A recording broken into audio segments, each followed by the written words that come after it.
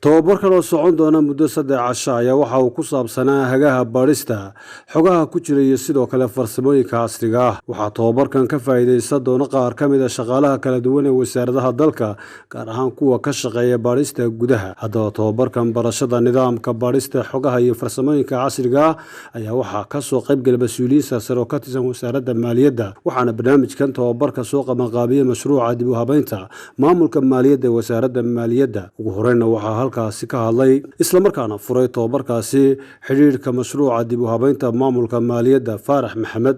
maanta waxaan halkan u fadhinaa laba ujeedo oo koowaad tahay inaynu la fagurno falanqeyno isla markaana isla meel dhigno hagaha baarista farsamada casriga ah ee IT-ga ama IT audit manual wax loo yaqaan.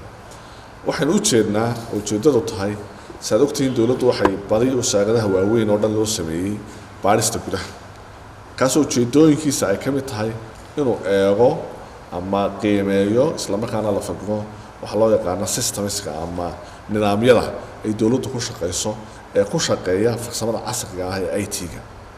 marka waxaan u baahanahay qaabka iyo nidaamka loo baaro nidaamyada casriga ah in awood iyo aqoon iyo tababar ku qaadano.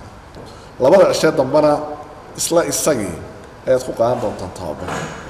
marka waxaad awood u heli doontaan in nidaamka ka dhex socda wasaaraddiina ama hay'addiina ee khaaska ah aad ka bixisaan hubaal celin sugan oo dawladdu ay heli karto kalsooni ah inay isticmaasho systemka. muddada 3 cisho tababarkan noqon maayo kulli kii u dambeeyay, wuxuu noqon doonaa kii horeeyay, laakiin markaanu hagaha laftiisa ansixino tababar kale oo dheeriya jiri doona. waxay idin rajaynayaa muddada kooban inaad si fiican aad uga faa'iideysan doontaan. dhan kale isaguna halkaas waxaa ka hadlay mid ka mid mas'uuliyiintii ka soo qayb gashay furitaanka tobabarkaasi.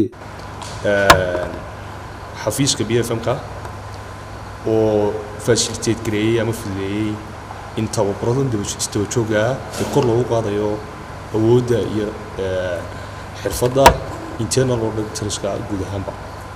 marka wuxuu kaga duwan yahay tababarkani tababaradii hore waxaa ka soo qayb gali jiray wasaaradda maaliyadda kaliya, laakiin kan waxay ku heliyaa dhammaan wasaaradaha leh internal auditorada ama hantidhowrayaasha gudaha. waxaan aaminsanahay markaa inuu faa'iido weyn u yeelan doono shaqooyinka aynu gacanta qaranka ugu hayno ee baadhista gudaha. Cabdulqaadir Cudi, Home Cable TV, Hargeysa. magacaygu waa Suldaan, magacaygu waa Seeraar. isku si ayaan u hadalaa, isku sina waan u labisanaa, isku midna waanu nahay. aniguse waxaan isticmaalaa Samtel, isagu ma uu isticmaalo Samtel.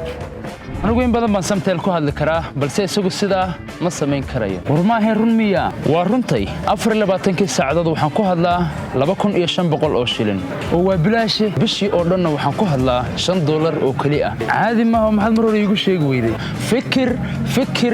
fikir hadal oo hadaalin maalinta oo dhan ku hadal 2500 oo shilinka Soomaaliland ama bishii oo dhan ku hadal $5 oo kaliya.